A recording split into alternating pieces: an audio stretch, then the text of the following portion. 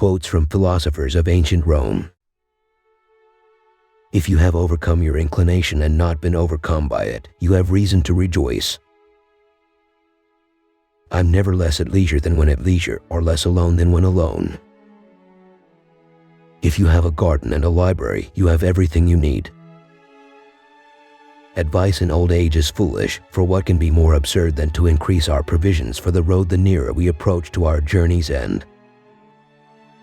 It is easier to find men who will volunteer to die than to find those who are willing to endure pain with patience. If you must break the law, do it to seize power, in all other cases observe it. Those most moved to tears by every word of a preacher are generally weak and a rascal when the feelings evaporate. An angry man is again angry with himself when he returns to reason. Fear is proof of a degenerate mind. A shoe that is too large is apt to trip one, and when too small, to pinch the feet. So it is with those whose fortune does not suit them. The lofty pine is oftenest shaken by the winds, high towers fall with a heavier crash, and the lightning strikes the highest mountain. Young men, hear an old man to whom old men hearkened when he was young.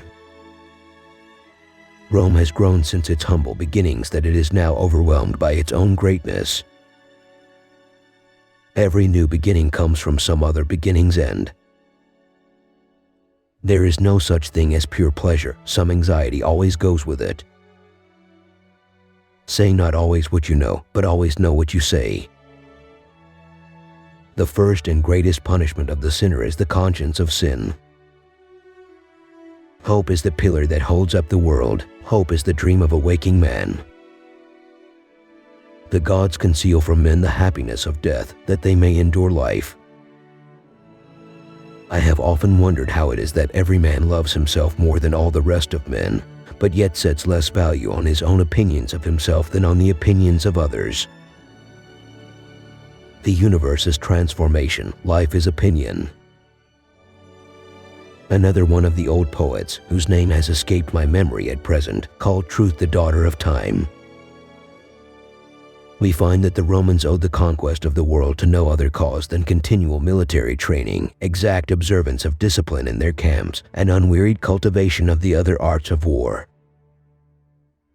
The Son of God became man so that we might become God. If there is a God, whence proceed so many evils? If there is no God, whence cometh any good?